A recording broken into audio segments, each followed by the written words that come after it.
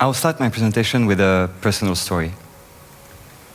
In October 2017, I received a call from my parents telling me that my aunt got ALS. ALS is a degenerative disease that slowly destroys all the nervous connection between the brain and the body. So your brain is fine, your body is fine, but you slowly lose the capacity to control it. And the worst part in that story is that we still don't know how to cure it. We have treatment to slow down the effect, but that's it. I remember that one of the first things I said to my mom over the phone was, yeah, ALS is shit. But as a family, we decided to gather around my aunt and try to support her in all the different phases of the disease. So when she started to have difficulties to walk, we escort her from one place to another. When she lost the capacity to speak, we gave her an iPad where she could write on to communicate with us. And when she started to have difficulties to eat, we prepared the food in a way she could still consume it. But at one point, her condition became so bad that she was in need of constant medical care. And we had no trick left to make sure that she could stay at home with us. During that time, at the hospital, she reflected on her condition and started to write about it. I selected a small extract from a poem she wrote that I think is really relevant to understand her condition. All the thoughts locked in the inside are driving me mad. I will explode verbs, shit adjectives, vomit eloquence. A few times after writing that text, my aunt started to talk about the end-of-life choice. So basically, assisted suicide and euthanasia, which in France is still totally illegal. But as a family, we didn't have to talk too much about it because she eventually died from a lung infection in September 2018. A few months after she passed, I realized that I still didn't have any opinion on the topic. Personally, and from what I witnessed, I was convinced that my aunt would have been entitled to have access to it. But I had no opinion on a more general level. So I started to bring the conversation at the table every time that I had the possibility to do so, with friends, family, fellow students even. And it has been one of the most frustrating times of my life. Because people wouldn't engage in a true dialogue around the end-of-life choice and try to escape the conversation as soon as it started with some generic answers like, it's more complicated than when you think. Or, we can't just kill people because what if we find a cure in the next future? At that point, I realized that if I wanted to talk about the end-of-life choice, I needed to reframe my communication because I was confronted with a taboo. So, ultimately, create a new context to talk about a taboo. A taboo is, by definition, a sterile communication restricted by social custom and in association with a particular topic. And the word topic here is really important because a topic is always in relation with a certain context.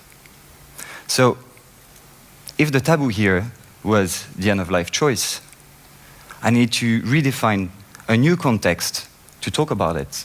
And I decided to root for the empathic experience.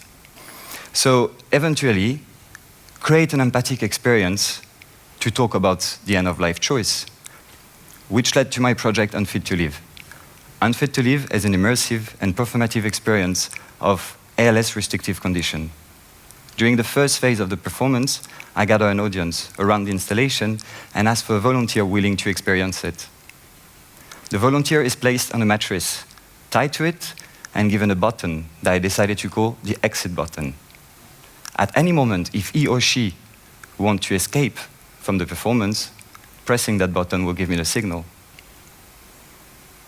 The mattress is then rolled in a one-way mirror box, meaning that the person inside the box can see everything that is happening outside. But for the audience, it is just a mirrored box. This effect is a trick that represents two of the most restrictive conditions of ALS. The first one is being a spectator of your own life. Because if you're aware about everything that is happening outside, you don't have the possibility to communicate with people. And they won't have the possibility to communicate with you either because you're simply not responsive. The second aspect is the feeling of claustrophobia with the notion of space. You can be in the most open space there is, yet you will feel trapped in your own body. At that moment, what I want the audience to think, and ultimately what I want you to think, is the ALS is shit. But eventually, at one point, the person which is inside the box, my volunteer, who pressed the button, which will trigger light inside the box and totally reverse the effect. What was a mirror box before is now a glowing box where the audience can see inside.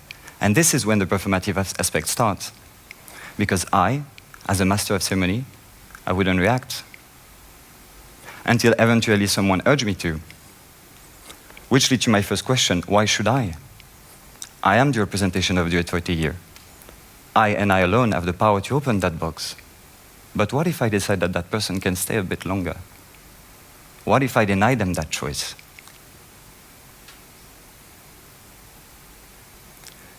Eventually, at one point, I will let the person out. But then comes my second question. How can we, as an audience, have empathy for someone which is locked in a box for 2 minutes and has been denied the right to go out of that box for 10 seconds maximum?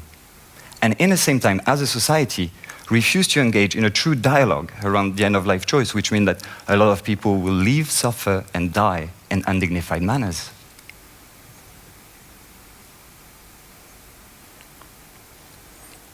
With Unfit to Live, I'm using ALS condition to shed light on the Right to Die movement, of course. But my intention isn't to turn you into activists.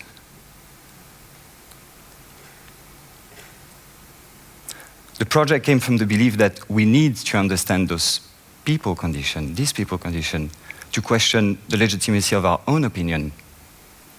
So now I have a question for you. How do you think the experience would have been for the person inside the box if I decided not to integrate the exit button? Thank you.